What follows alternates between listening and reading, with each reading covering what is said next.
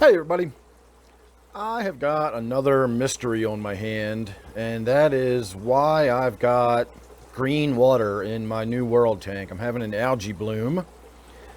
I did a little bit of work on the tank recently, and in my experience, whenever you make small changes, it can have huge effects.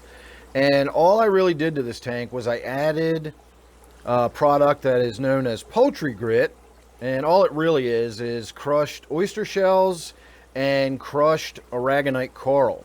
And I didn't put a whole lot in there.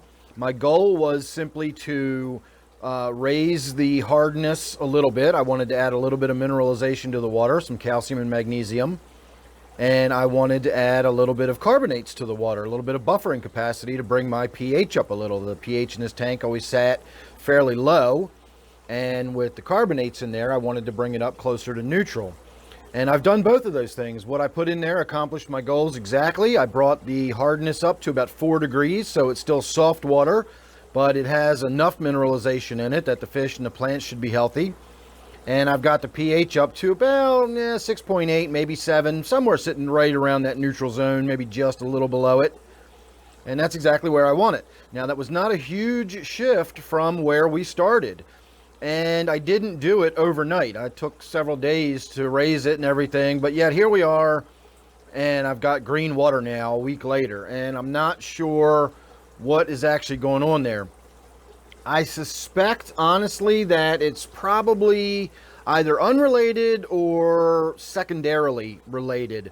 In other words, the conditions might have been present, but with the pH as low as it was, they weren't entirely favorable. And now that I got the pH lined up right, boom, I got the explosion happening, or something to that effect. Maybe the water was a little too soft for the algae to really explode, but everything else was ready. And as soon as I put a little bit of minerals in the water, that was the last thing it needed to explode.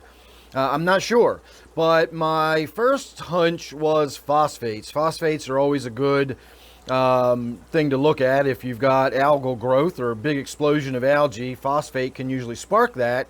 And indeed, this tank does have fairly high levels of phosphate in it. The test is, again, one of those API tests where you got to look at the color and match it up on the chart and all that.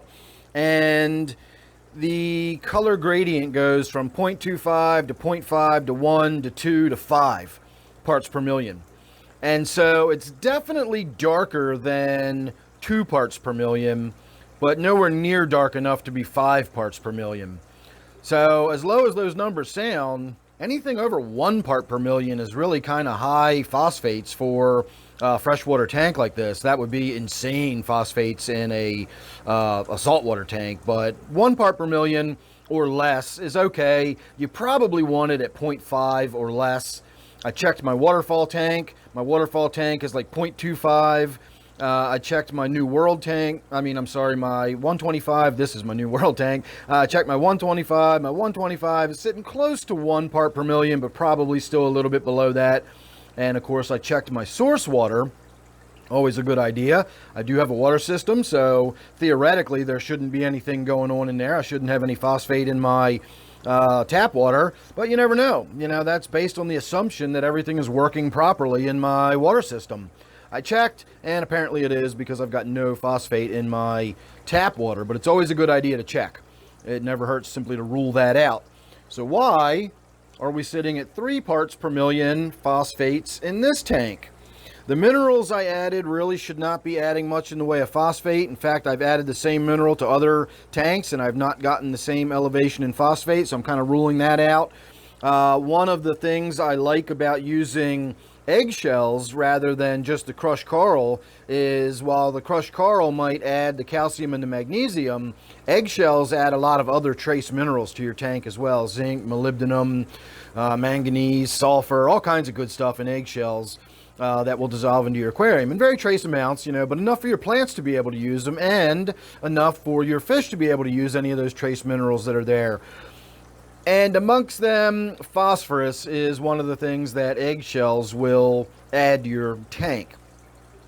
I didn't put any eggshells in this tank. All I put in this tank was the poultry grit, which again is the crushed coral and crushed oyster shells. So no eggshells went in this tank. and yet the phosphate is still really high. My other tanks that I have put eggshells in are the ones I just talked about, either no or very little, 0.25 in my waterfall, and then my waterfall is also very heavily planted, so it would drink up those phosphate.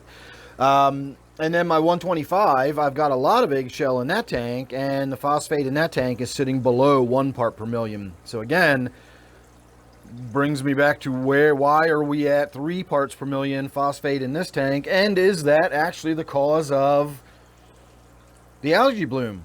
I know it certainly makes it possible, but is that what caused it? The algae would have to be present, all the other conditions would have to be correct.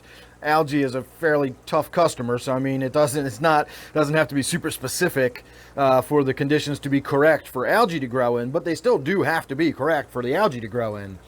And I don't know if maybe, again, like I was saying, just that little bit of extra hardness or that little bit of extra carbonates, whatever it is, I apparently got that recipe just right.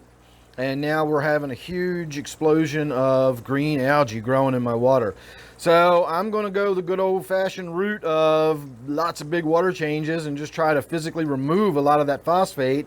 And I'm going to try to cut back on feeding a little bit. I think maybe my excessive feeding of this tank could be contributing to phosphate, because remember, phosphorus is, you know, part of a fish's diet, and it's part of, you know, the plants in there, everything that breaks down, everything that decays, while it's producing ammonia and everything, it's also releasing phosphates and other stuff into your tank.